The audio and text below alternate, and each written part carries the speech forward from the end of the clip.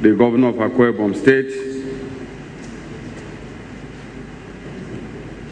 Godswill Akpabio, CON, Your Excellency, the First Lady of Akwa Ibom State, Your Excellency, the Deputy Governor of Akwa Ibom State, my brothers, the distinguished senators representing Akwa Ibom State in the Senate,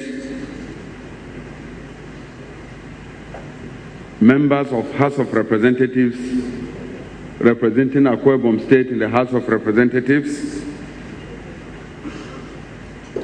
members of Akwa Ibom State Executive Council, the Secretary to the State Government, who has been with us in all the tours, guiding it and working together with us, special advisors, special assistants to His Excellency, the Executive Governor, distinguished elders and citizens of Akwa Ibom State, distinguished ladies and gentlemen. Your Excellency, on behalf of myself and the entire National Good Governance team, let me express our appreciation to you, your government, and the good people of Akwa Ibom State for the good plans you had on ground for the effective good governance tour of this state. I must say that your commissioners, particularly the Commissioner for Information, Anieka Omana, the Commissioner for Urban Renewal, the SSG, the Commissioner for Health, and all of them that have worked with us in these past few days have shown that you have a team, and that is why you are having these results. I want to commend them for their diligence, for their hard work, and for following us everywhere to explain things to members of the team. When you say that a government or a leader has performed, that means that the team he has put in place is performing. And I commend them and I ask them to continue to work harder. Your Commissioner for Information has been particularly diligent and has not allowed me rest since we started this plan for National Good Governance Tour. Omana has been very, very good, always liaising with me, calling us, telling us about every little change that was going on. And that is what a Commissioner for Information should be, the salesperson for his state to tell the good story. I'm happy to have worked with him during this period. Having said this, let me particularly thank members of the National Good Governance Tour team, led by the National President of NUJ, Mohammed Garba, and Ratao President, and all the other leaders of the team, for the strenuous job we have been doing these many months. Sometimes I'm afraid that they will break down. And I can tell you today that, of course, without the authority of his doctor, that the NUJ president is not looking very bright today because it's been not easy for him. And it's not him alone. This tour has been one of the most difficult assignments anyone on it is participating in. It's been tough everywhere we go. Those 3 days, we work till night, we leave early in the morning, we are unable to sit out and take our lunch because we have to keep working. And I must commend them. And I thank God that so far, God has sustained us. It's a very, very difficult job, and I thank them. Move fast. Humanity stands on two solid planks, men and women.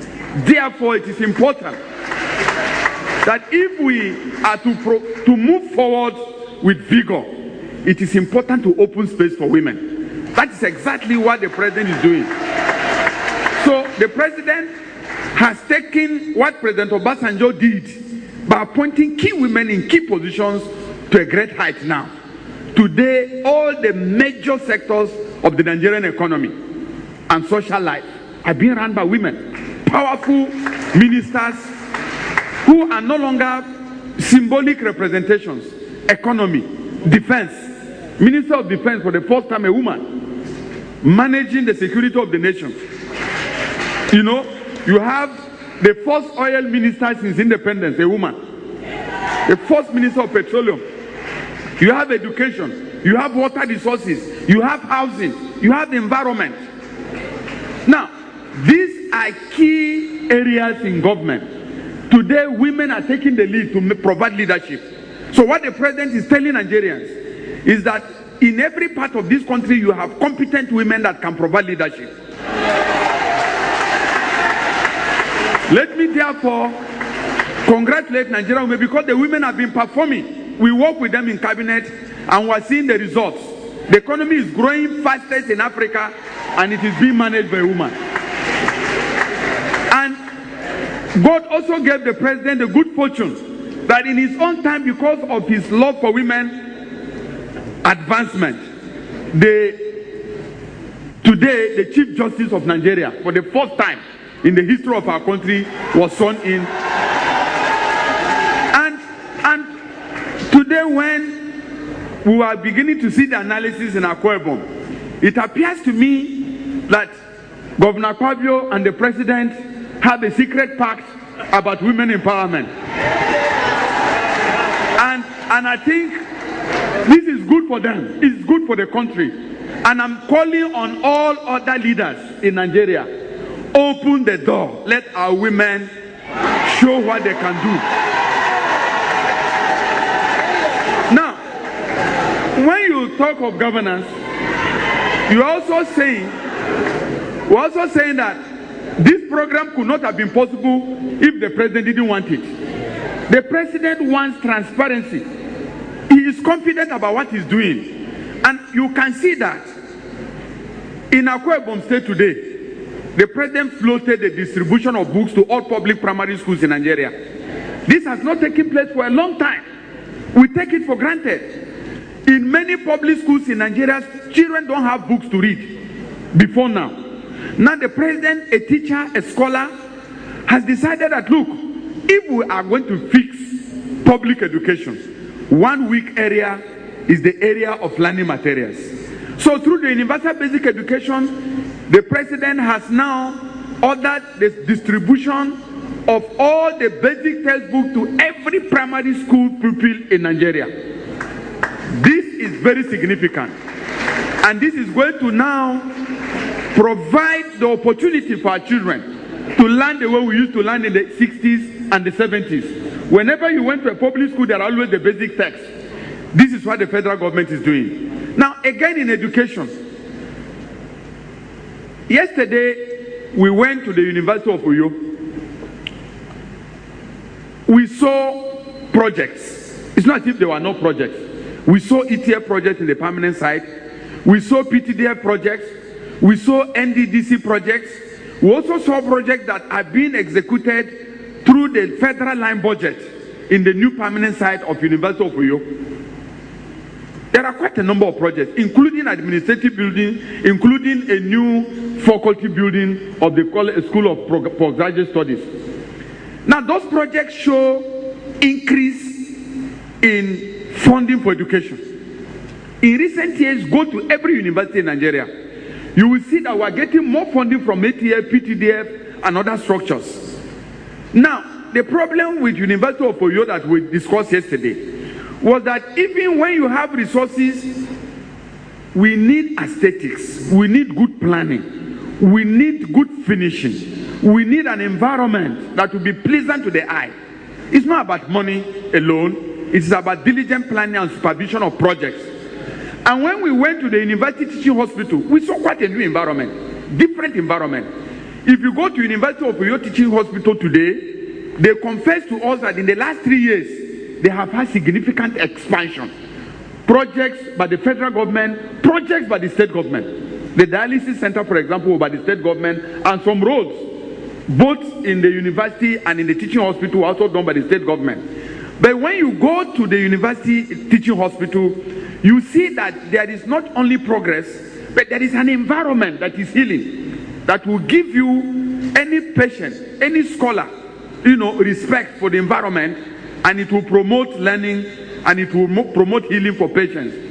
Now, the federal government has also now upgraded the university teaching hospital here into the environment program for equipment. So in the next 2 years, the University of Oyo will join other class of university teaching hospitals with the best world-class equipment, diagnostic for treatment in Nigeria. So you can literally do anything from here. You don't need to go to abroad. Now, again, the president is building 10 new power plants in partnership with state and local governments. Those 10 plants will deliver power from the end of this year. We went to some plants already delivering power, but the majority of them are going to be ready by the end of this year. And those 10 plants, by the end of 2013, will stabilize electricity throughout Nigeria. This we can give you the assurance. We have been there, and we have been going one by one to each of those plants. Now, the other area, which is infrastructure, is that the president is committed, for example, to the East-West Road. Before now, the East-West Road was a major problem. It is still not going as fast as we want.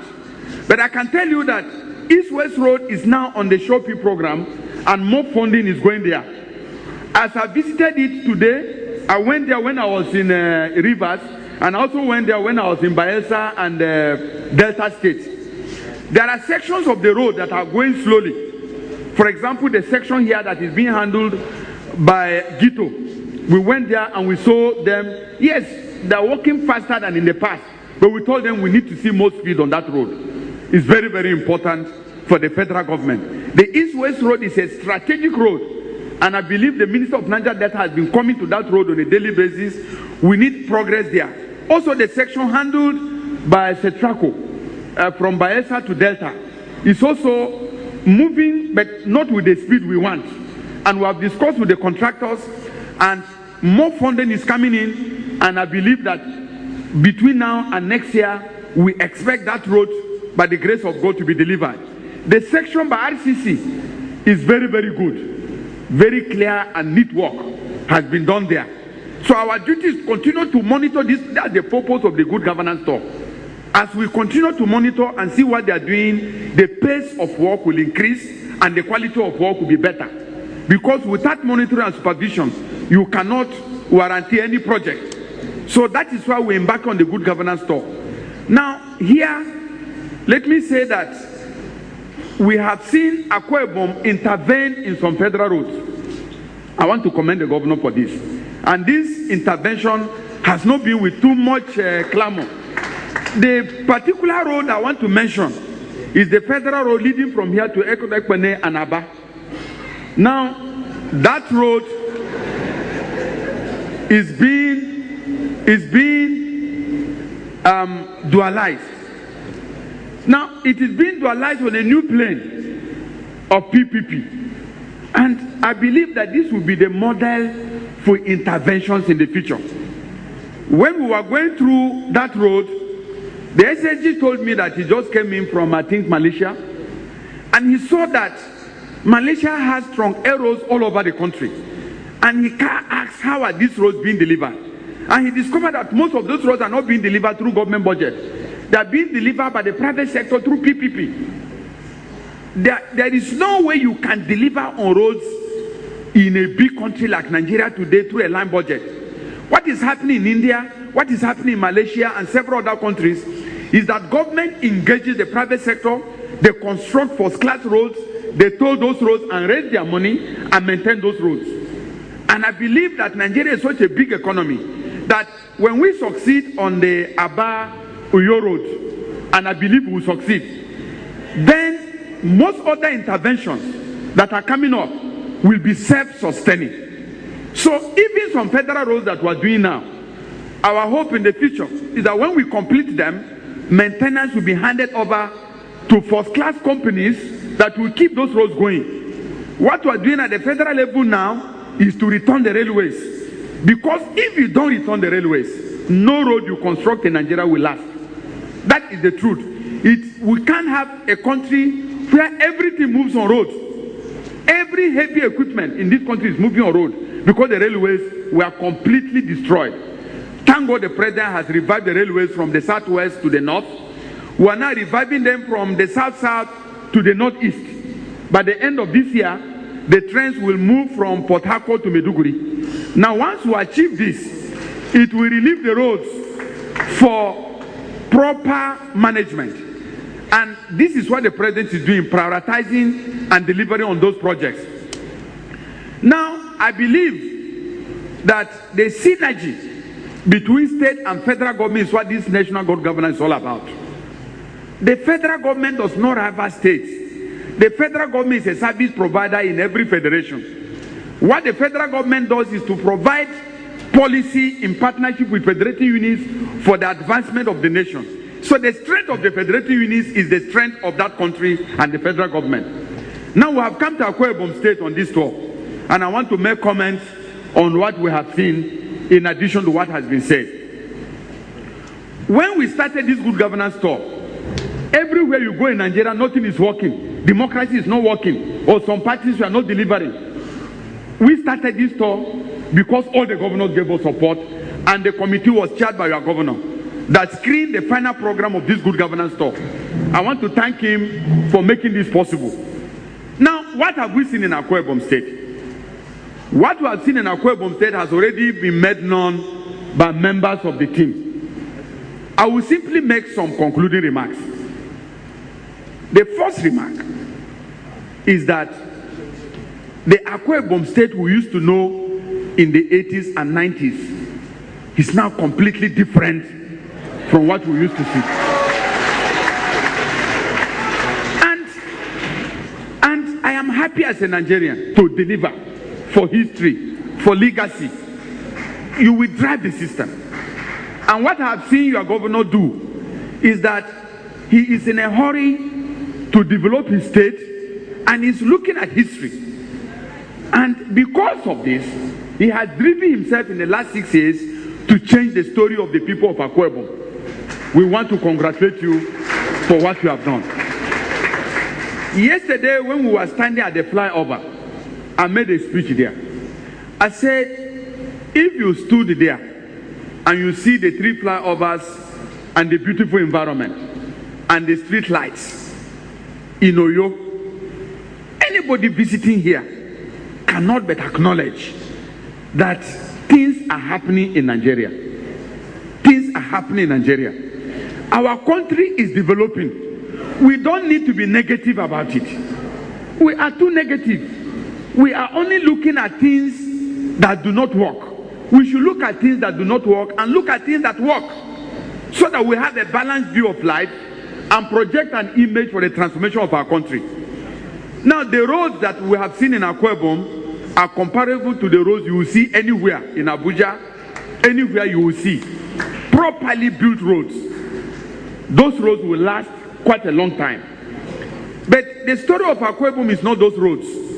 The story of Akwa Ibom, as I've seen it, is that there is a spread in development. And this is the point. There is a spread in development. When we look at the roads at Uyo, we wanted to go out and see whether the governor was concentrating development only in the city center. But today we went to Ekpene and we saw roads that were as good as the ones in the state capital. We travel around the other local governments, and we have seen that the governor is also doing some tremendous opening of the local governments by building good roads and beautifying the environment. We want to thank you, because if you develop Uyo alone, what will happen is that everybody will run from the other areas and come into this place, and life will not be the same. So it is better to develop the state and keep people where they are. And that is what the governor is doing. And we are very, very impressed with the spread of development of quality projects across the state. Now, the challenge for you, sir, is that you now need to move the state, like one of my colleagues observed, from a sleepy administrative headquarters it used to be to a commercial nerve center. And I believe that's why you are providing the infrastructure. Once you provide the infrastructure, the challenge now is to create a commercial environment, build new industrial parks. The Ibakat port, which you are planning, which the president and the federal government support, we must drive it to conclusion so that we get the investors to begin work on the Ibakat port before the end of your administration. The idea is that Akwa Ibom could become then the new commercial headquarters of the Gulf of Guinea, because you are within the oil and gas sector. And if this happens, you will be strategically relocating this state as Dubai, which I believe is your dream.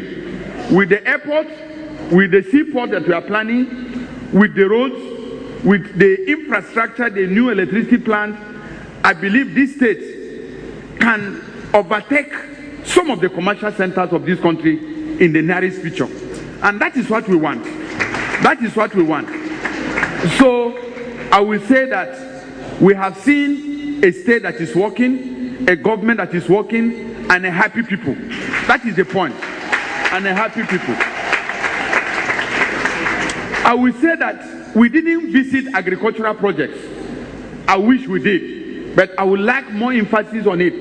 We were not able to visit the agricultural projects and your youth empowerment projects and your transportation, because there is a need for that to be highlighted. And that will add up to the summary of your own vision and to unleash the development of the state. At the federal level, the youth of Akwa Ibom, we are offering 10,000 jobs per year under the Shopi program. 10,000 jobs for youth. 10,000. We have already started the one on your win program. So the youth of Akwa Ibom, please be ready. 10,000 every year for 3 years. So you will be having 30,000 jobs from the federal government, in addition to what your state government is doing here. So a lot of empowerment is coming. Our democracy is moving forward.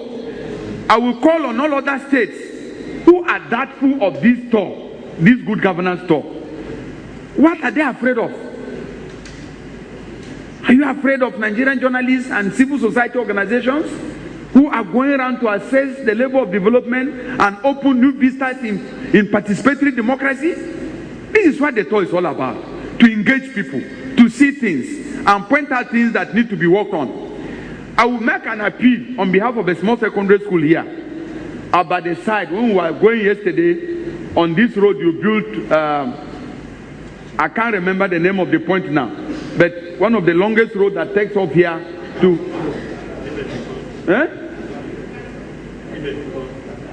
Ibasi Eko. Now, as we were going on that road yesterday, we saw very, very smart children preparing for their own inter-house sports.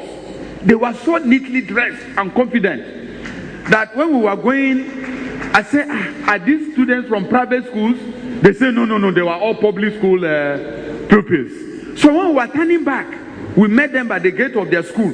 And we decided, because of the way they were well organized, neatly dressed, and confident, we said, let us visit this school.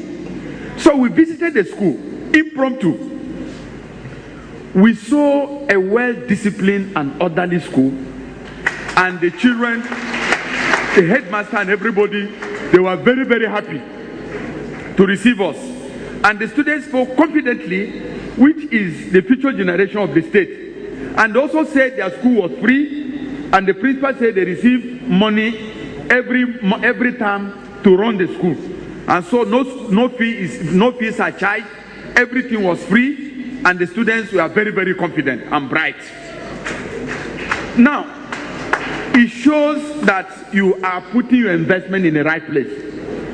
But the school environment, the structures of that school are in need of quick intervention.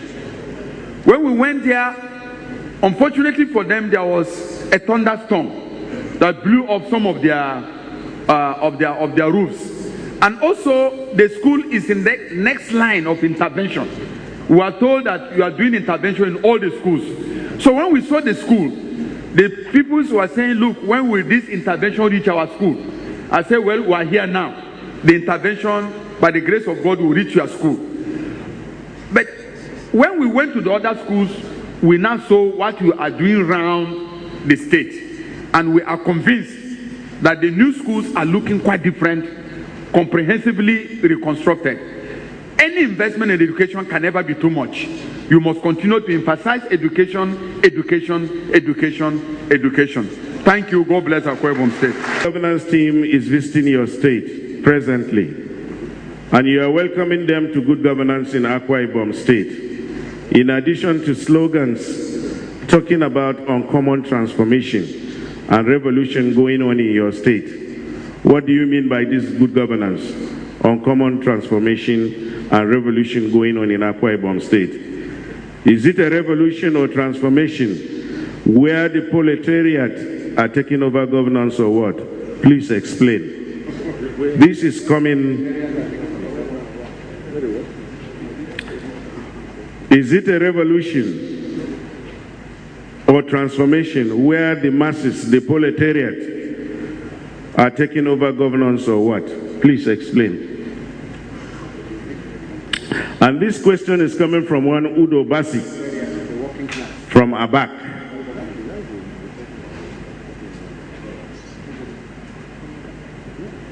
What I understand by the question is that they are asking you, there is this slogan on common transformation. There is this revolution. What does it really mean? No, sir, you have to wait. The questions are going to come, after which we would invite you personally to come and answer. Then the other one said, Your Excellency, you are said to have come into governance an angry man. What made you angry? And are you pacified? This one is coming from one Elizabeth Akwan from Ikot Ikbene. Sir, with the tremendous achievements you have recorded in various sectors of the economy in this state, and the talk about zoning of leadership in the state, do you have a succession plan in place so that what you have achieved is sustained and maintained after you leave office in 2015? This one is coming from one Etim Emmanuel from Eket.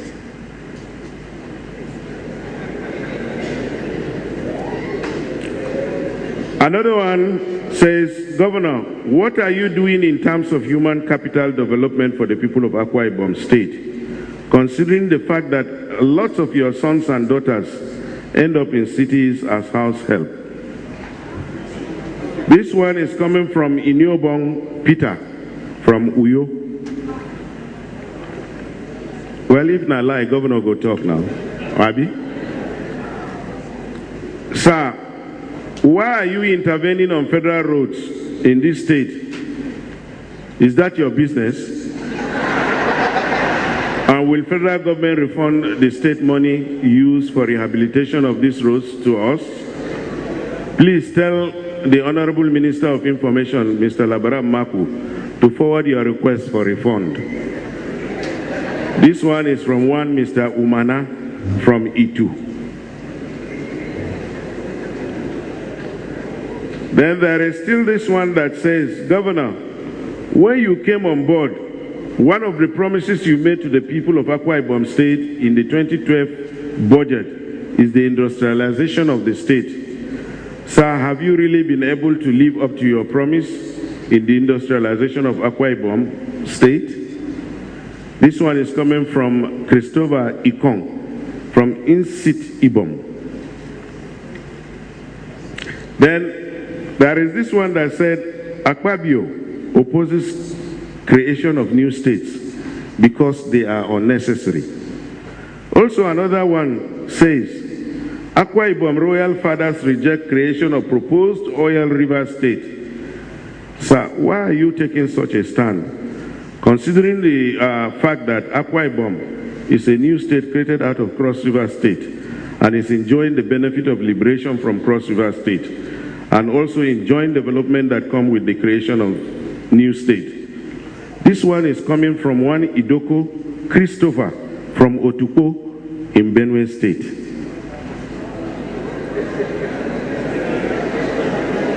Why the complaint? You know, Otuko, they need... Okay. Governor Akpabio, why are you saying that those who are criticizing the allocation of more funds for Niger Delta states are unfair? Recently, a former acting managing director of NDDC accused the 6 Niger Delta state governors of neglecting the oil-bearing communities in their states. In your state, Eket is the hub of oil wealth production, which Akwa Ibom State and Nigeria is feeding on. And they are marginalized. So why are you complaining about unfair, complaining about the criticism about allocation of more funds?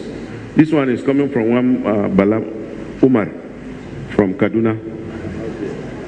And he knows about it. Then there is this one that said, development about vision is not money. So what do you mean by that statement? Because without money, you cannot realize your vision. This is from Makinde from Lagos. Another one says, as chairman of PDP Governors Forum, what is your take on local government autonomy, since this will bring government nearer to the people? Nkechi Nwosu, this is coming from Nkechi Nwosu from Imo, and an Algon member. Then the last one from me is saying, Governor, are you aware that some people are encroaching on the land allocated to the University of Uyo? There is this allegation that some people in your Ministry of Land are conniving with private developers and have started erecting buildings on the university land. If you are not aware, please take note, and what do you intend to do? Thank you. Well, I will call Yahya Umar to please come forward and read the other questions from the social media. Yahya. Quickly here, thank you. From Isanyan Odoipa, by email. It says the Ibom power plant is said to have been completed.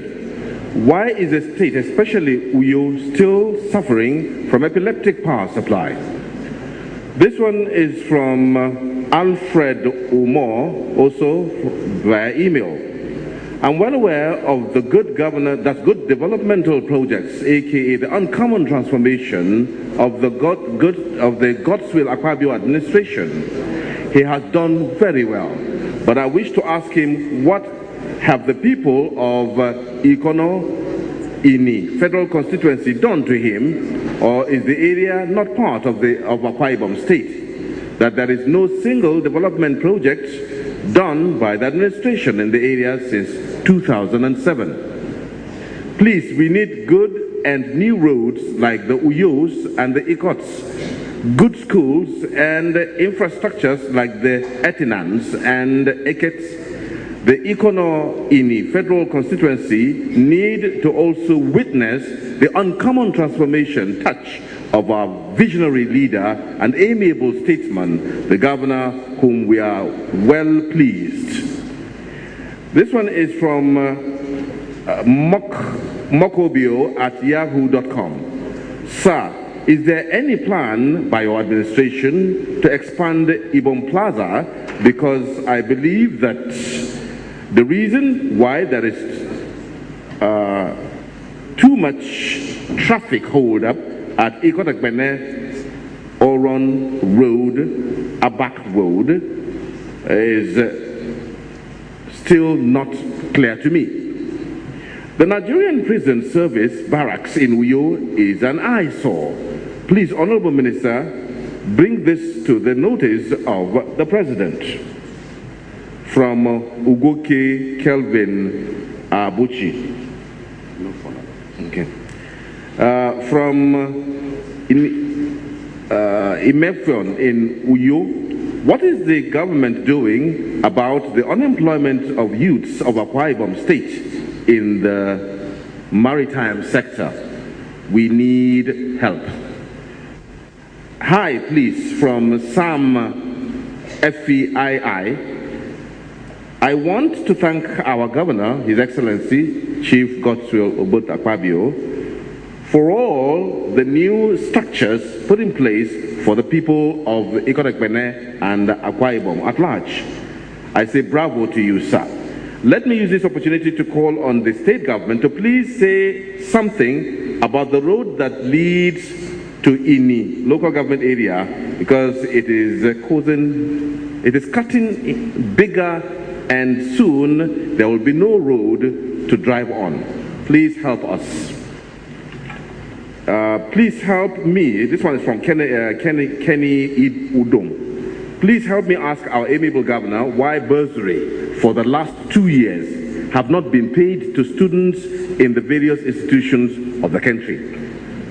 From Prince Etuk via BlackBerry Messenger, I would like to know the fate of Ibom Plaza. The closure is becoming a permanent thing as the indicated renovation is becoming unending. This one is from Boniface Efyong Idu and from Orwan. Sir, you have ruled the state for about 6 years. Why is a person from Orwan local government area not in your government as a commissioner? Secondly, why is there no single road constructed in Orwan? From Emmy Mary via email, what is your government doing about the Akwa Ibom State University to improve its environment? And then the Eastern Obolo local government area is being marginalized by this administration. No road network from the local government headquarters to Amadaka. Please, Mr. Governor, what is happening to people in that region? Then let me take a few from abroad. From Nelson Obong, that's Obong in Mississippi, via Facebook. This is my contribution. Mr. Labaram Maku, kindly remind Nigerians that the government of Elder Goodluck Jonathan is using the national tour as a mirror for Nigeria and its people. Quote me, a large chunk of Nigerian retired and serving politicians are richer than President Obama and other members of his cabinet. Has this status improved their wake up Nigeria? A number of cars, choppers or houses do not count in the world of today. Ask Bill Gates about humanity and money. From Ufot Nkana in Kuala Lumpur via email, Governor Akpabio should tell the world how much we accrued in 6 years, how much was spent, how much loan he inherited 6 years ago, how much his administration has serviced for inherited loans, how much his government has collected, has he paid or renegotiated any, how much do we have in the state revenue reserve today? Give us the unemployment digits of Akwa Ibom as at 2012. See, Mr. Labaran, as a journalist, persuade the governor to furnish the state website with the answers if they have any. It's our right to know. From Kati Aniefyok in Uzbekistan via Twitter, let the truth be told. In future, we shall reflect and agree that Governor Akpabio transformed Akwa Ibom State to the status of structural role model for Nigeria. And finally, from Dr. Carl Bright in New Zealand, I am not a Nigerian, but I do enjoy reading Nigerian websites. I also visited Nigeria in 2010. The governor of he wrote Akibo State, has channeled his dissipation of energy in positive rage to transformation efforts. I have seen more pictures on the social media and encourage my business friends to give Akibo State a try with regards to investment. Thank you. Okay, thank you, Yahya Umar. This industry bill debates. A senator said that the 13% derivation has been frittered away in the last how many years? But that flies in the face of evidence traveling the various states of the oil producing states, especially Akwa Ibom State. The massive transformation has been going on here. But you would notice that that kind of impression has become increasingly permissive in the media and is gaining traction. And you will notice there has been some kind of reluctance or lethargy on the part of you and your colleagues on the oil producing states to respond to this assertion, which is even filtering into the international media and international diplomacy. Recently, President Clinton came to Nigeria. No lecture, and straight said, to the question. I'm making a question, No please. lecture. And said that part of the problem over violence in Nigeria was the unequal distribution of revenue.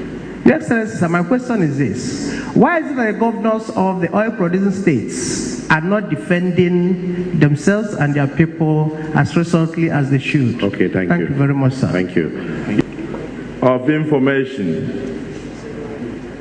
and communications, our dear brother Labram Marco, for this good governance tour. It is true that we had a discussion on this before we started, and the governors collectively approved that this exercise should be undertaken. And I think it was worth it. My dear wife,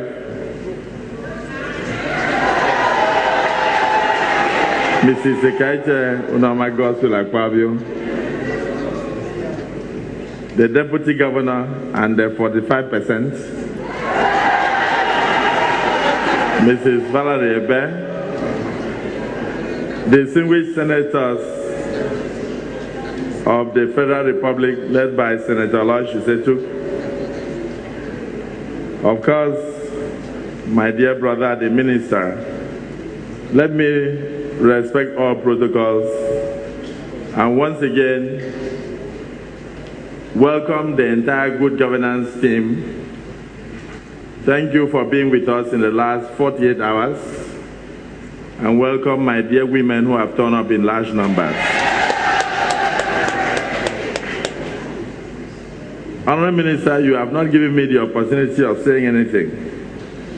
So I want to thank all those who spoke on my behalf, because some of the things you said were things I would have loved to say.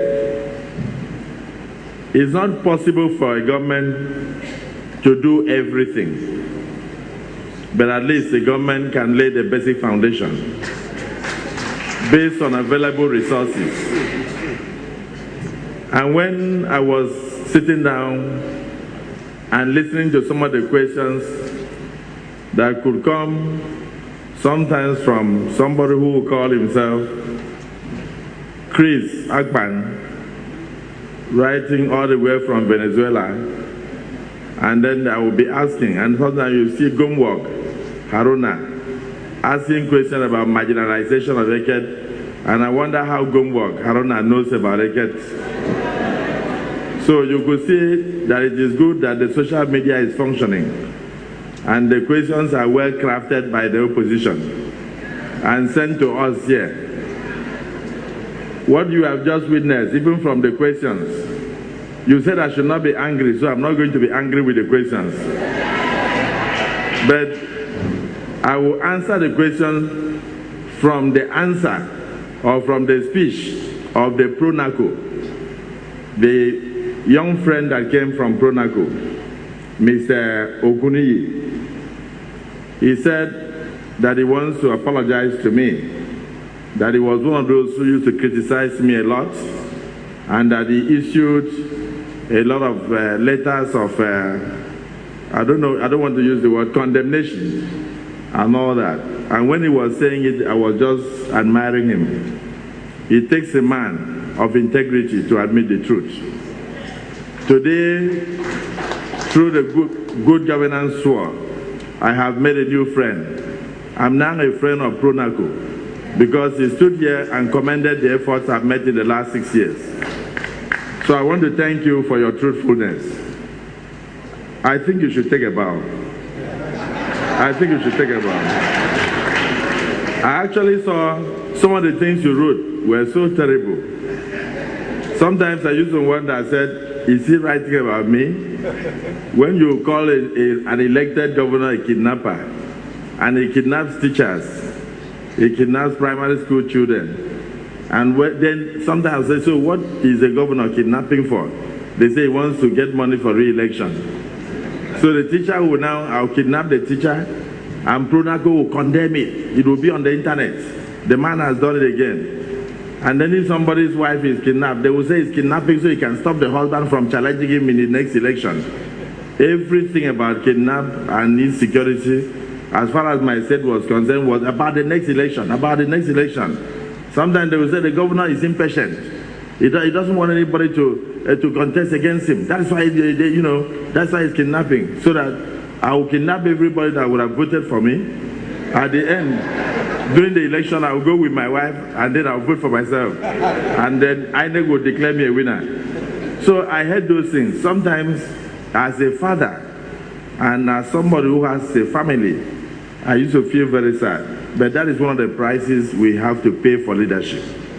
And when I looked at it, I had consolation where Reverend Umar Okwai started. I went to a place one day when he saw some of the condemnations and some of the things, and then what was on ground was different from what was on the internet and what was on the newspapers. We don't have any national tabloid from this state. And so one day he just looked at me in a public function. He said, I've been in this state for over 30 years. I'm a son of the soil. Your Excellency, I want to tell you, it is the mango tree that bears the sweetest fruit that gets the greatest amount of stones. If you were not working and you were not changing things, you will not be so criticized.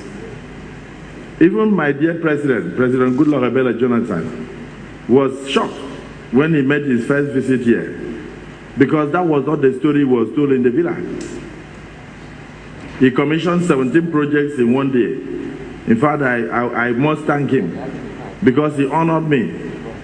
One of the communities that complain now in the question about Eket, one of the communities that complain now, the president had to risk his life. He flew in an helicopter by 6:30 in the evening to go and land in Ibno to commission a brand new general hospital, which was built by my administration, started and completed by me in Panak, in Ibno, for the use of the people. And they have never had a hospital since Nigeria had independence in 1960. I don't know whether the chairman of Ibno is here. Chairman, can you confirm that? Please sit down. It is functional now. I don't know how far the good governance tour went, but I would have loved you to go there. Then you hear directly from the people the testimonies of those whose lives have been touched. People who would have died in between there and the general hospital in Eket. That was done by this government. And the president was very happy. He said, don't call it a cottage hospital. Call it a general hospital. This is fantastic with all the modern facilities. So I will not want to go into issues of what we have done and what we have not done. I just want to thank all those who have asked questions and assure them that if I had all the money, what they not do to God's will, Akwabio? It happened to Jesus Christ. Even when he made the blind to see, he made the lame to walk, he turned water into wine, and yet the Sadducees and the Pharisees did not allow Jesus to live. Eventually, they falsely accused him, and Jesus was crucified. If it can happen to God, then how can you complain about a human being? But what we need to do is to behave like Christ, to focus on the mandate given to us as leaders in this country, to deliver on our promises to the people, irrespective of the attacks. We must focus on what we came to do. For me, I believe that there is no permanent governor. You only have permanent secretary in government. So every day means a lot. Honorable Minister, before I answer their questions, let me just point out that there is no local government in my state that has not enjoyed at least 100 people-oriented projects. At least 100. Now we have 31 local governments, and we have done over 4,000 interministerial jobs, over 4,000. Either in terms of electrification, in terms of rural electrification, in terms of building of classroom blocks, in terms of water, provision of water. There is no local government in Akwa Ibom. There is none. So any person that will sit down in Venezuela and send a question, and they're talking about marginalization, it simply means that the person is out of touch with reality. That person is living in denial. That's one aspect of it. I must tell you that when they mention issues about, okay, for instance, in a place like Ikono, we have completed 52 projects, but there was a question here, what have the people of Ikono and Anini done to you? Now, the people of Ikono and Anini from 1960 have never produced a senator. I used my hand to strike out the name of the person who won before, and I said it is important for me to give that region a senator in 2007. And I produced Senator Aloysius Otetugh for him. That's where it comes from. Senator, take a bow.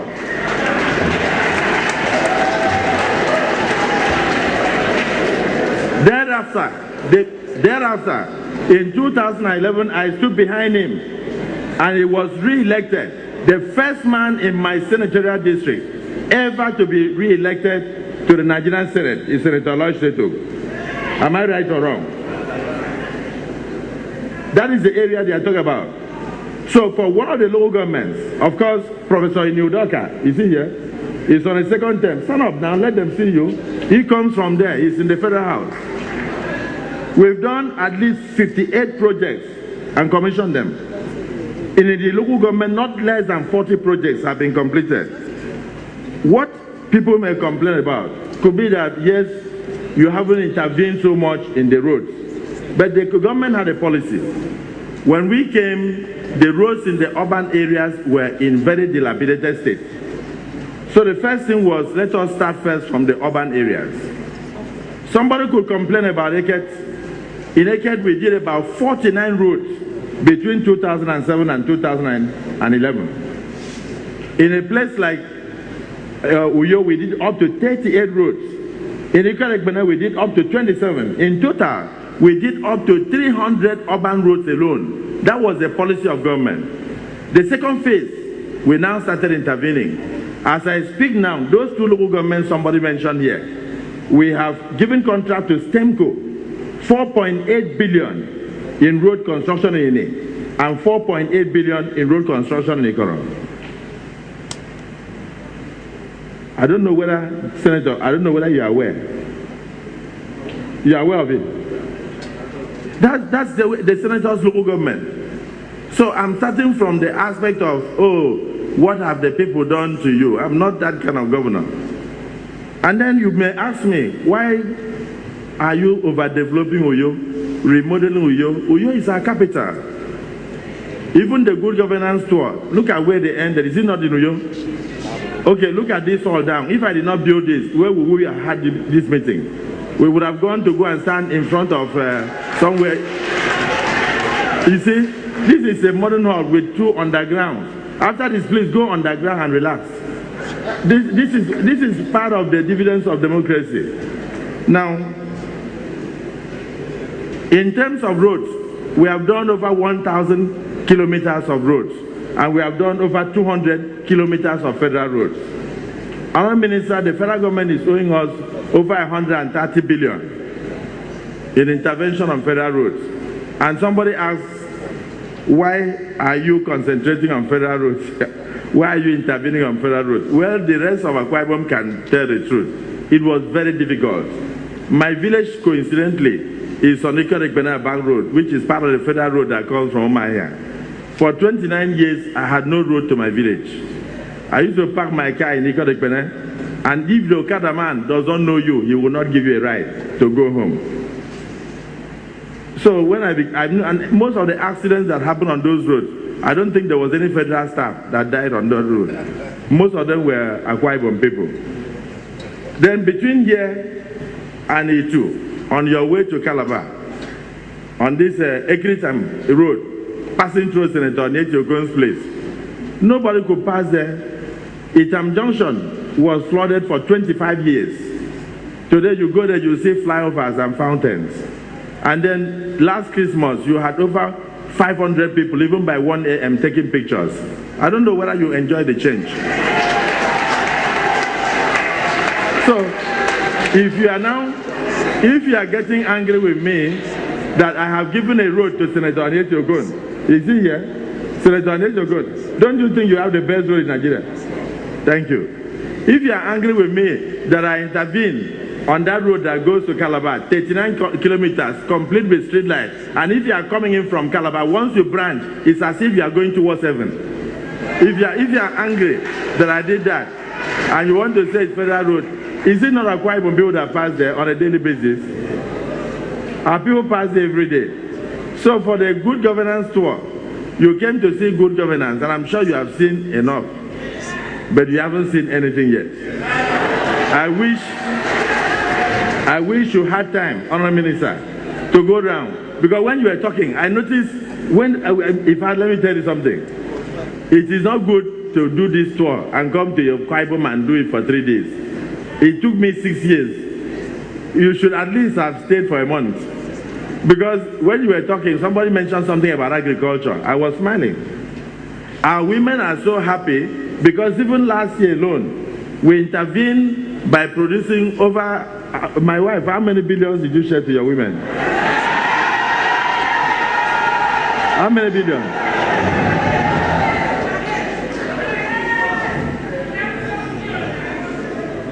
How many? What did she say? How many billion? Huh? Okay.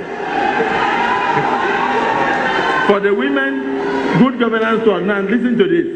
For the women to even buy seedlings, agricultural seedlings alone, she shared out 4.5 billion.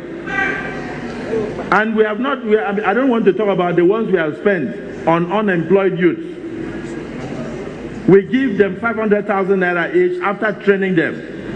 And they have poultry, they have hatchery, they have all sorts of things across the state. You don't have time to see those things. We have built as a government, which we are going to give out to the private sector to run, the biggest hatchery in South Nigeria that will produce day-old chicks in Oran here. And somebody from Oran was also writing, nothing is happening in Oran.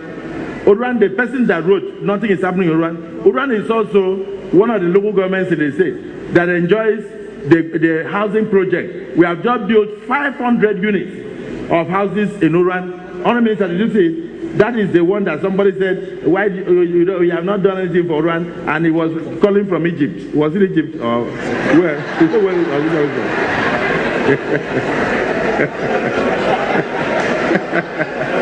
Where? Afghanistan. Honourable Minister. And outside that, we also have a completed estate inside Oran for all the local government staff, the senior staff of local government, the chairman, vice chairman, secretary of council, divisional police officer, DCO, SSS, all living in one quarter, completed. And I think also with lawn tennis courts, completed. That we have built that in the 31 local governments of the state. We've done that. And in addition to that, we gave Oran a brand new housing estate of 500 units, already roofed and almost ready to put almost functional. Not to talk about water, and that is also the place that has the hotel we completed. That is the Le Méridien Ibom Hotel with that dualized thoroughfare. I mean, in Sukakara, we are doing so many roads. So somebody now comes up and writes and says, how come my local government has not seen road? And also, for 4.5 years, almost 5 years, the chairman of the State Universal Basic Education, the State Universal Education Board, was from Oran. And as far as I'm concerned, that position more than 3 ministers or 3 commissioners joining one. In addition to other positions. So I don't know where to start from. My idea actually was that this is not that state where the good governance tour will come and they will lack something to do. I knew that you were going to be tired because I was pitying you. I told the minister, I said, please try and visit many other states before you come here. because eventually you may not be able to see even 1/3 of what we have done. And it is very clear that you haven't seen anything. If you could come as good governance tour, you finish commenting here. And I did not hear any of you talk about the underground drainage system. The first pipe jacking underground drainage system in Africa. Didn't you see it? The Pronaco man, did you see it? The first in Africa.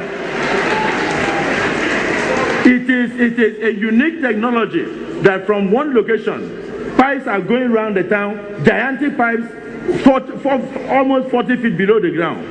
2 seconds after the rain, in areas covered, you don't see a single rainfall. I would have thought that you would comment on that kind of project, and then you will recommend it to other states. I'm not going to talk. We wanted to thank you for coming, because many of you are among those who write things in the internet. So I was asking the minister, I said, do you have the CLO? Do you have CD? Do you have Pronaco? Do you have this? I said, he said yes. I said, I kept quiet. I said, let them come and see. Because I know whenever they hear that the governor is being honored, like one of them said, when the governor was talking, he was very angry. Now, where is that man that said, he's the former president of NANS. What's his name? Is he here? Is he still here? Huh? Where is it? Sarah, let me ask you, how many governor's offices have you gone to and seen what you saw? How many? Have you seen that kind of office before? With computers coming from... No, listen.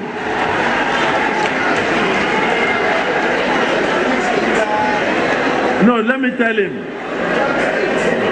Have you seen that kind of service delivery where a government starts a project and completes it in 8 months? And if you go and look, I'm building a brand new deputy governor's lodge and it will be completed in May. I give you the date, we are commissioning it in May.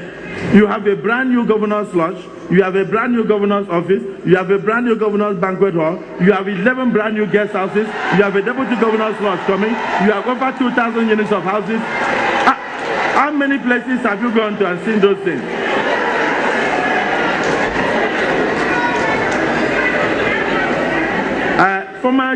Former president of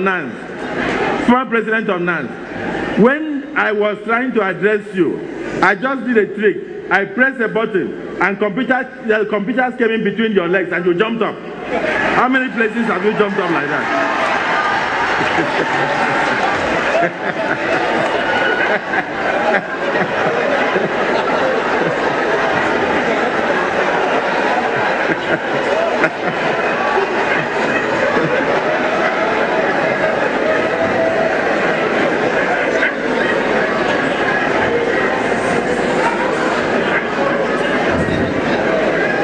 So let me thank the good governance team and pray that this will be continuous.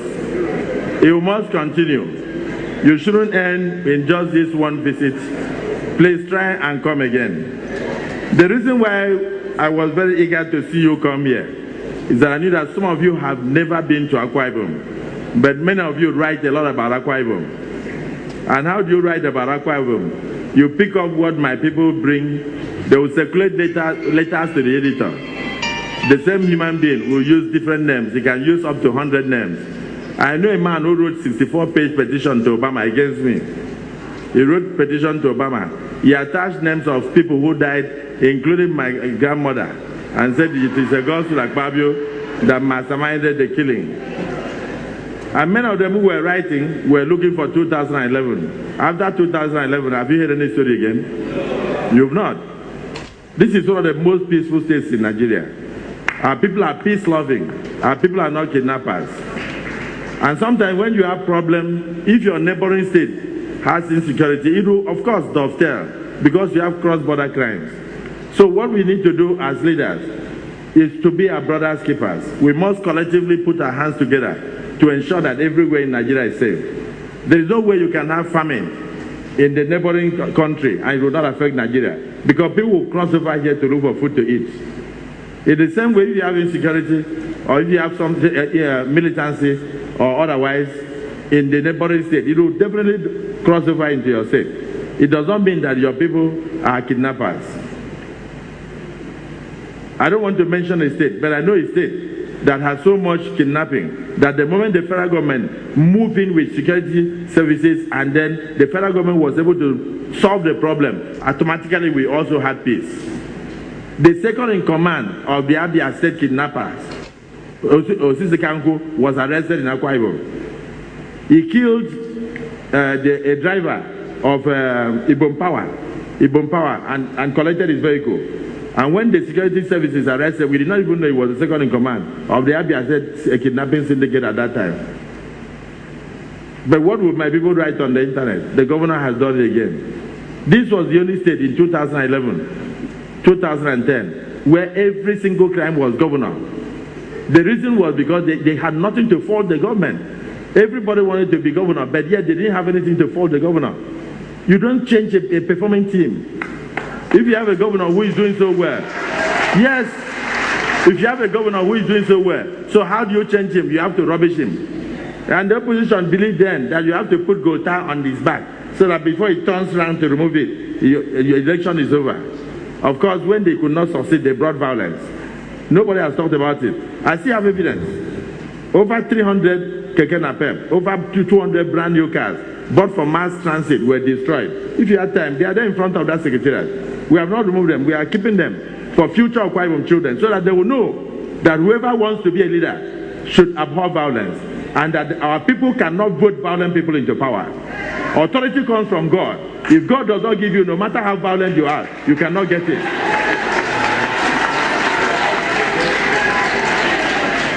And this is a message we must give all Nigerians. Let them try and support President Goodluck Jonathan. It is not by violence that you take power. It's not by violence. God produces leaders. God creates from nothing. And unless a man is nothing, God can make nothing out of such a man.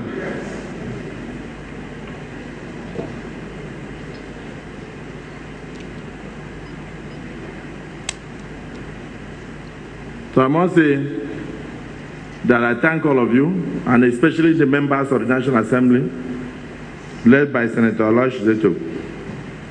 And when I said that I met my senator to become, I met Aloy to become a senator in 2007, I need to explain it so that you don't think that I wrote his name and he became senator. No. During the primaries of the PDP, we zoned the Senate to his federal constituency. And from his federal constituency, he emerged first in the primaries. That was what happened in the PDP. So we said since he was the first among the list of people who came from his federal constituency for a primaries, then he must be the one to become the senator. And after that, we presented him before the public in the general election, and he won.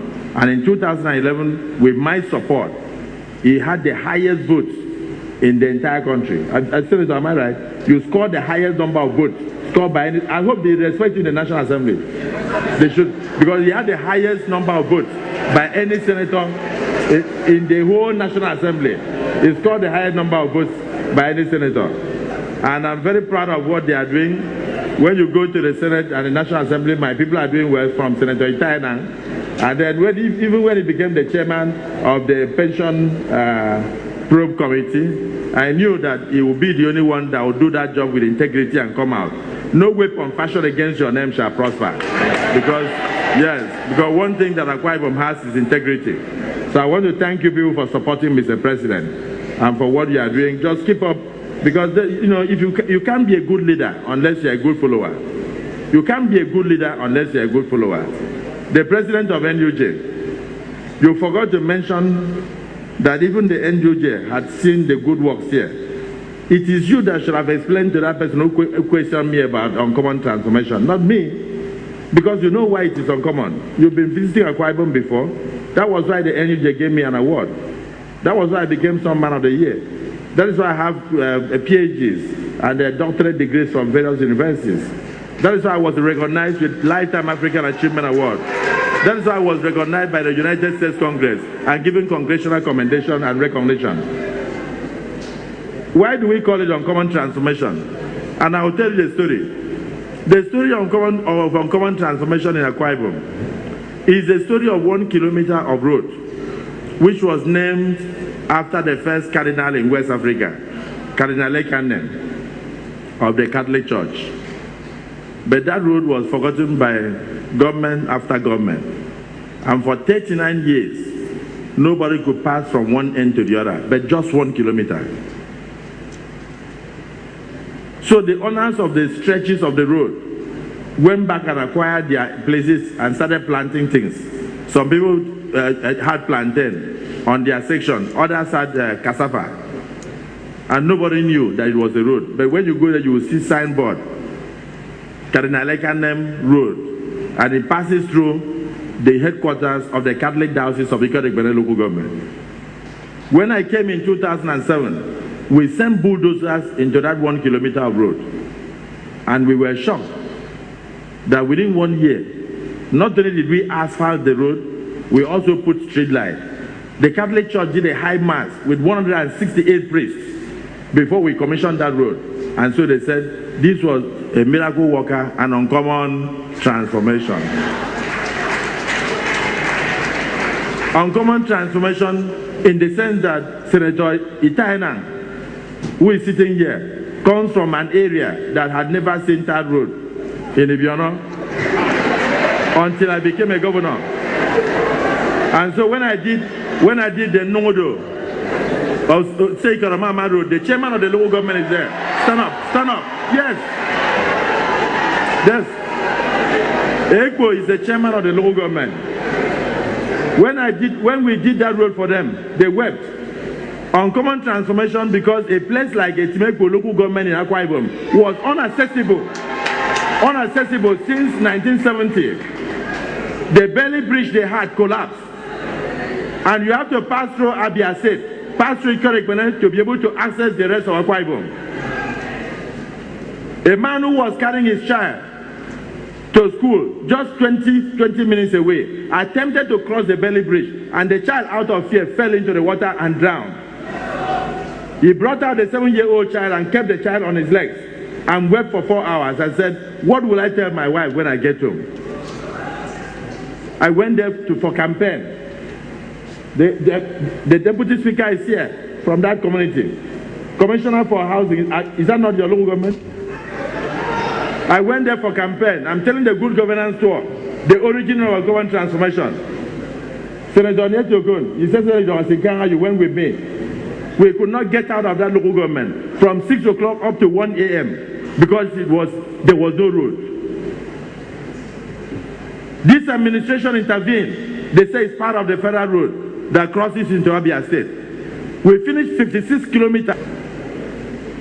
And people say that I should not have been angry. Why shouldn't I have been angry? I had no road to my place for 29 years.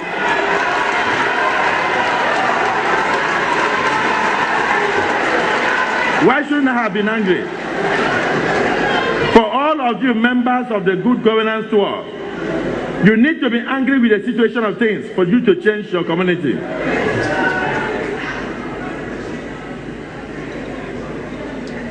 I keep saying it. I said Nigeria is lucky today. Look at the emphasis of Mr. President on education. I'm not criticizing past leaders, but a man who went to university and read up to PhD level, like Dr. Goodluck Jonathan, understands the need for education. I don't know where you understand my point. I'm not going to say anything so that nobody will quote me. But I believe that is why he believes, and he knows very well that it is easy to lead people who are well educated. Education is key. And somebody has asked me here, what are you going to do about Akwa Ibom children who are still being used as houseboys and house girls? And I will say the person is living in the past. What I did, I signed the Child Rights Protection Law, and I embellished a provision that makes basic education compulsory and makes it a criminal offense for any parent or guardian that has a child of school age in my state and does not allow that child to have education. I declare free and compulsory education, not just for the Akwa Ibom child, but for any Nigerian child that is lucky to be in Akwa Ibom state. That is why today we have 1.67 million children in schools in a state that has a population of less than 5 million. That's the way to solve that problem. People went and became houseboys, house girls, and sold groundnut on the streets of Port Harcourt and streets of Lagos because they had no opportunity to be in school. But this government has given them that opportunity. Even some of our children that were taken to Gabon to go and stay as child prostitutes. Many of them, when they heard about the common transmission and the free education, they came back, they had no parents. My wife is taking care of them. Good governance tour before you leave tomorrow. Before you leave tomorrow morning, go to Divine Children's Home here in Uyo. Go and see over 680 children. They have no parents. They are all in school now. I'm going to produce them, and they are the future senators of tomorrow. They are the future senators of tomorrow. We are taking care of them. They are all in school. We're giving them uniform. We said they must have education. That is the way we are attacking the future. You have not visited even the project done through charity service by the First Lady. Not through government. People donate money to her, and she goes into villages and picks out widows. Picks out widows who have no homes at all. Some of them will start thatch roof houses, and she builds houses for them. You need to know the kind of appreciation. I don't think I should continue. Let me look for the questions. So I have attempted to answer the question on common transmission. You notice I'm not angry. So I have also attempted to answer the question of what made me angry. It was a situation I found. But I'm happy now that the anger is waning. And somebody asked me about zoning. I said zoning is in the hands of God. You know, I'm a product of the people. The people brought me out. We were 58 in number from the 3 senatorial districts of Akwa Ibom. There were people from Uyo senatorial district. There were people from Ikot senatorial district. There were people from Eke senatorial district. And we all came, and at the end, the people knew who they wanted. They stayed on the road for 5 days, and they all shouted, "Let God's will be done." So for those of you who are worried about succession, all I can answer you is that God's will shall be done again.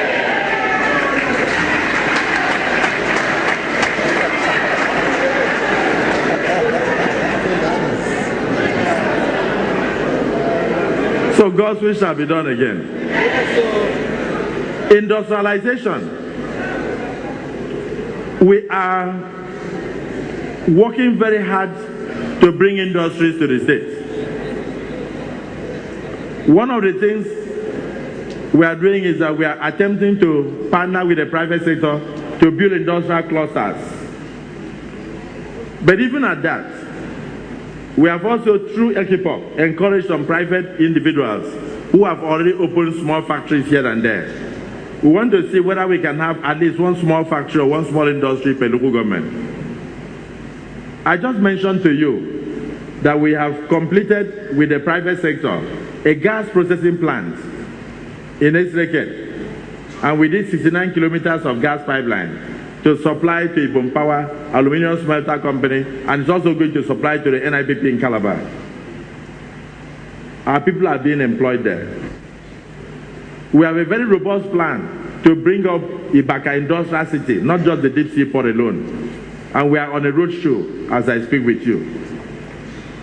We have investors from Ghana who are here now to discuss on agriculture, integrated agricultural program. So we are very serious about it. Every single contract we give also creates jobs for our people. That is why when you were going around, you would have noticed that most of those who were working on almost all the sites were Akwa Ibom people. Thousands of jobs are also being created. Yes, it was a civil service state that we met. But there are basic things you must do before you jump into industries. There were industries in the past, but they all became moribund. Why? The result, you know very well, part of the problem was the lack of power. Somebody asked me, how come you have finished Ibom power plant and there is no power. The reason is because distribution is not yet in the hands of the state. Distribution is still in the hands of the federal government. All we have is the generation license. We don't have license for transmission, we don't have license for distribution. But I believe strongly that as the federal government's policy unfolds and the new distribution companies come on stream, it will be possible for us to ensure that we domesticate the power we are producing and we give you 24-hour light. What will please me the most will be for me to be the first person to experiment and give my state 1 year uninterrupted power supply before I leave office.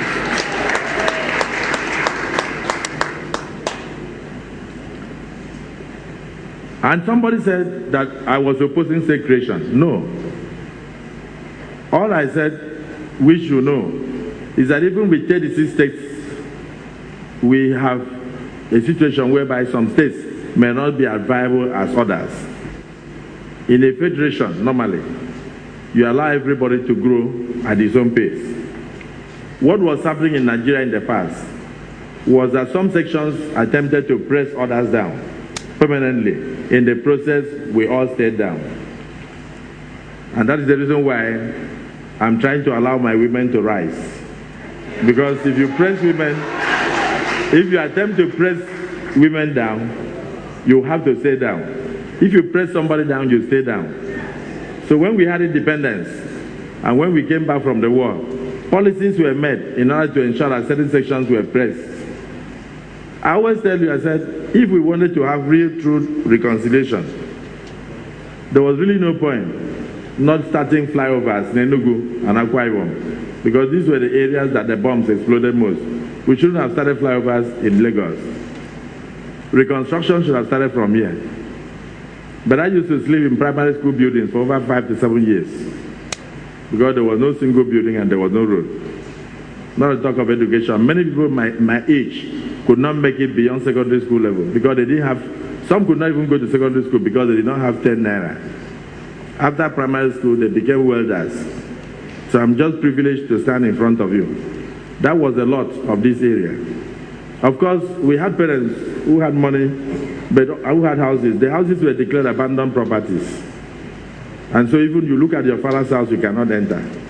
What about your bank account? Every single person who had an account in the Eastern region was given £1. You were given £1, even if you had £1 million. And yet Nigeria was going on. I was in Lagos when somebody met me when I was voted Silver Best Man of the Year. And then they showed a film of the Civil War with a child with Koshoko. And I was sitting with a lady who turned to me and said, could this be possible? Or is that a film? I became sad. I told that woman that child you are seeing there was me. Because that was the way I looked during the Civil War. With Koshoko and with all sort of flies following me wherever I was moving. So that kind of child cannot be the same. So, and this is the truth. So what we must do now is for us to free our minds in Nigeria and allow all sections of the country to rise. Let's not look down on any section. Let's give equal opportunities to all so that this country can move forward.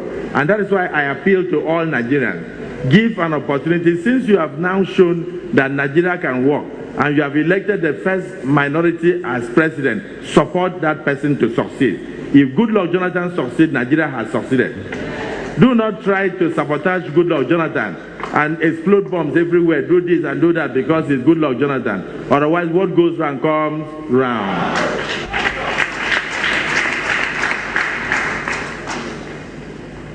So, I'm not neglecting the oil-bearing communities. We have a big problem with Ibono Road. I hope the minister should have visited it. The contract has been toyed for 11 years by NDDC, and we've done everything possible, and they said they have not terminated the contract. ExxonMobil is worried, I'm worried, and I hope the Honourable Minister will impress upon NDDC to do something so that at least that area can have succor. I feel for the people, and I want to do something about it. They've gone to court to try to stop me. The contractor said he hasn't been paid off, And I think it's time for the federal government, the oil company, and NDC to sit on the table and take very proactive measures, we should take action immediately so that we can solve the problem of that even on a day. The current compromise on payment of 200 meters isobar for offshore oil wells and all those things, even the 13%, took a lot. It took us 50 years to arrive at that. So when people try to take us backwards, I always say, no, not my country. Because we cannot be taking one step forward and 2 steps backwards. So I will appeal to our leaders that we should be forward-looking. But I also tell my leaders that I get very sad when we depend on only one item to feed the economy. I went to Australia, and I saw that Australia had nothing to do with this recession. In fact, Western Australia had billions of dollars in excess in 2011. They are not feeling, they have full employment in Australia. And what are they doing? Mining. Every state of this nation has one mineral deposit or the other embedded in its soil. But we are not exploiting. We used to have tin ore. We used to have bauxite in Jos. We have all sorts of things. We have gold in Nasarawa. We have this. It is mining that sustains Australia.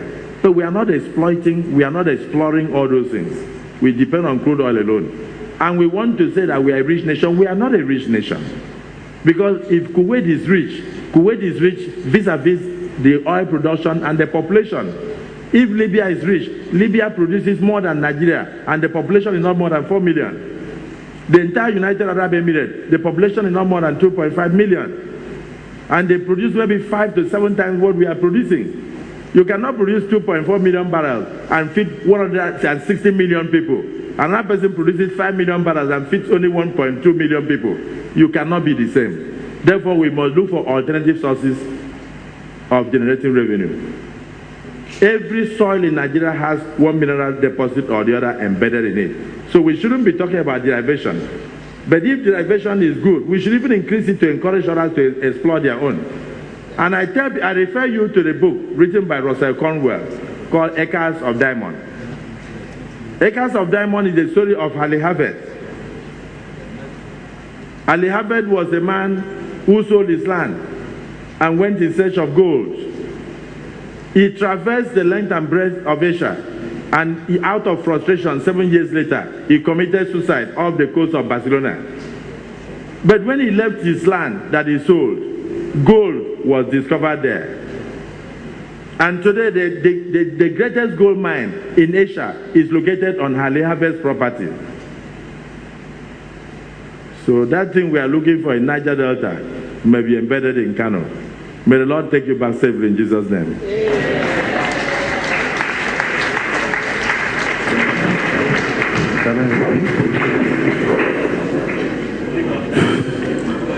Well, let me commend His Excellency for answering the questions that were asked and therefore making this program really very, very interactive. We are very, very happy about this. Some questions were asked about Okoeboko. First of all, it collapsed long ago, even before 1999. So if you are familiar with Okoeboko, it's one of that bad experience where governments try to start up a business, and usually it's not only Okoeboko, Nigerian Airways, Nigerian Shipping Lines, Okoeboko, several fertilizer plants here, so they all collapsed. So Okoeboko long has been privatized. It is no longer a federal government property. What we are doing today is to see what we can do to support the private sector to engage in ensuring that that factory becomes operational. It's no longer a government venture, and you will agree with me that given the way government managed business in the past, it is inconceivable now to think government will go and produce. But as the economy expands, I believe that government policy of encouraging new factories will promote the revival of Okoeboko as well as the establishment of other paper mills in the country.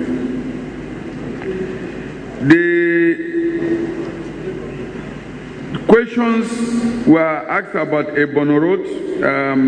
I don't have the full facts with me, but definitely I'll carry those issues to. I tried to call the MD of NDDC. Unfortunately, I couldn't get him to get a clear explanation, but we will follow up. We will follow up because it's important that that road is made, especially that's actually supposed to be ongoing. We will follow up on other projects that we have seen are in need of impetus, for them to move on. The purpose of this talk, one of the things we have done here is to say what we have seen, and there are follow-up reports that we will write project by project so that different departments of government will know that there are issues that we carry home for those issues to be addressed. That is why we are out here to monitor those projects.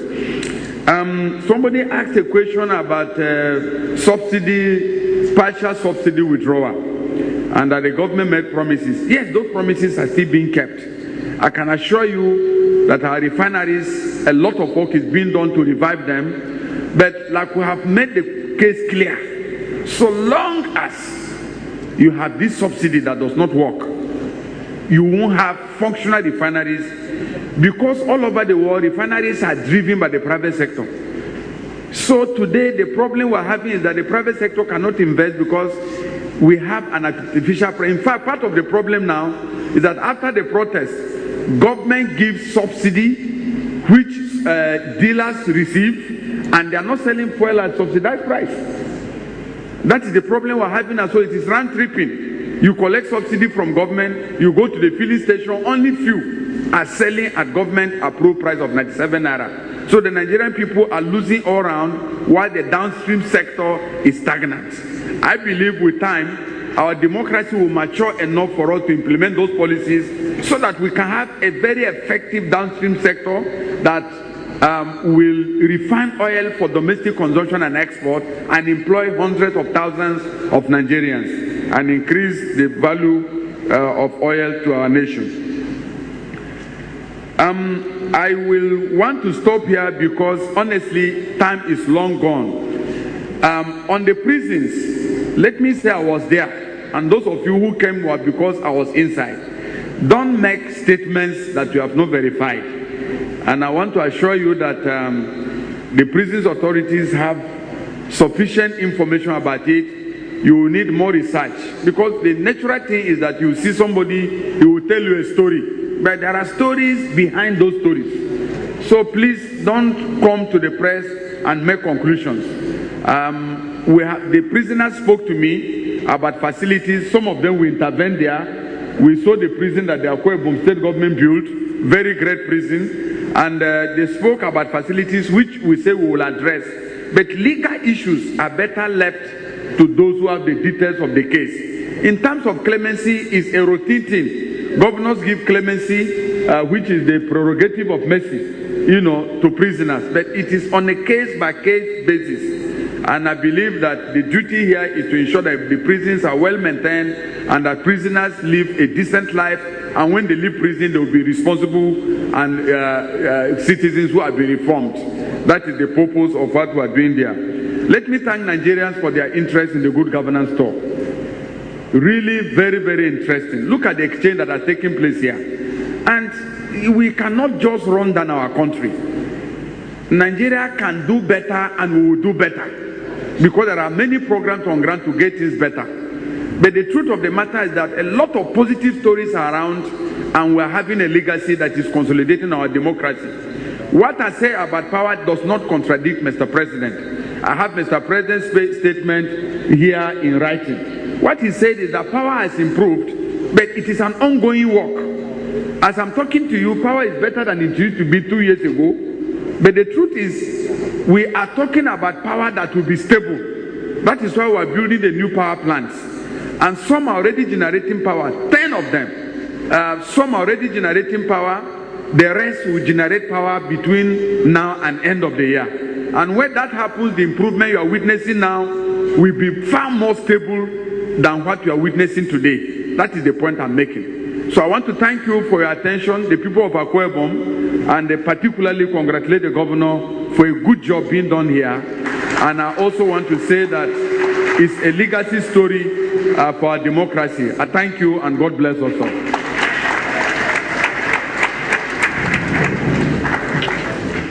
Thank you very much, Honorable Minister. Thank you. Please sit.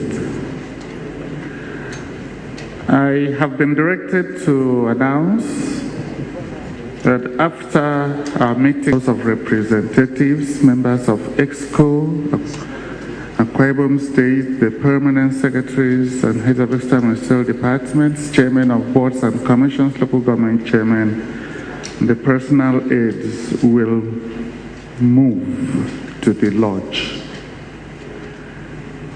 The women and those that are not in those categories that I've mentioned.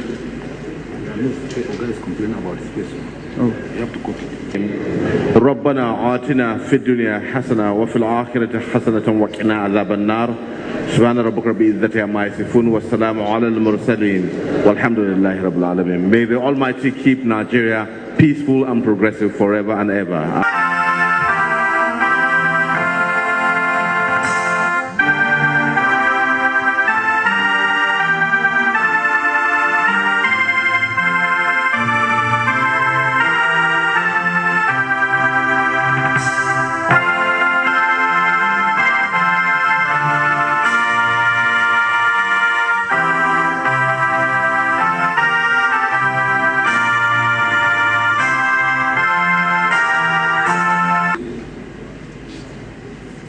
The governor of Akwa Ibom State, Godswill Akpabio, CON, Your Excellency, the First Lady of Akwa Ibom State, Your Excellency, the Deputy Governor of Akwa Ibom State, my brothers, the distinguished senators representing Akwa Ibom State in the Senate, members of House of Representatives representing Akwa Ibom State in the House of Representatives, members of Akwa Ibom State Executive Council, the Secretary to the State Government, who has been with us in all the tours, guiding it and working together with us, special advisors, special assistants to His Excellency, the Executive Governor, distinguished elders and citizens of Akwa Ibom State, distinguished ladies and gentlemen. Your Excellency, on behalf of myself and the entire National Good Governance team,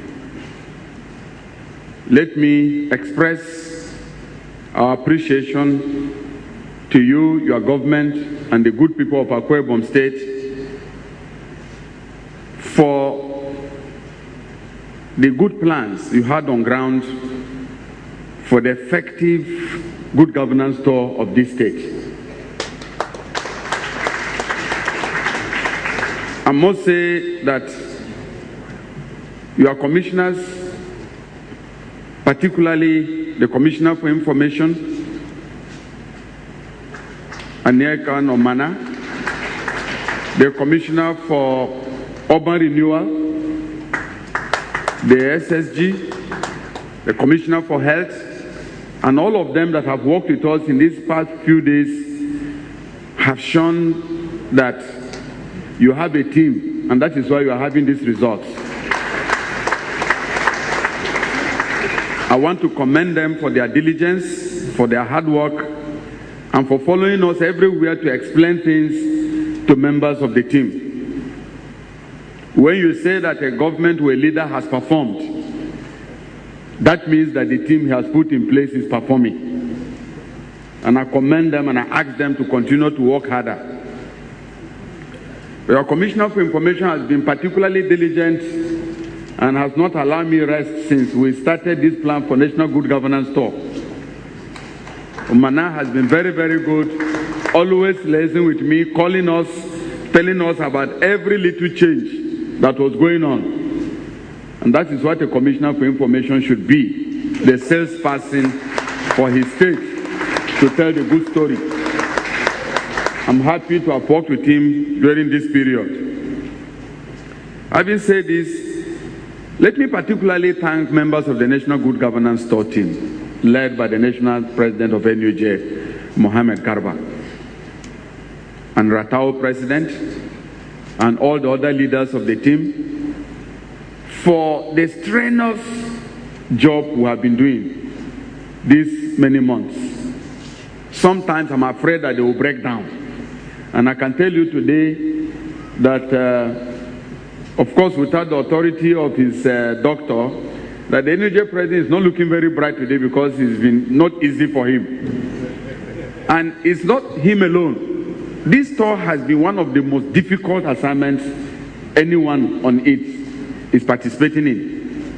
It's been tough everywhere we go. Those 3 days, we work till night, we leave early in the morning, we are unable to sit out and take our lunch because we have to keep working. And I must commend them. And I thank God that so far, God has sustained us. It's a very, very difficult job. And I thank them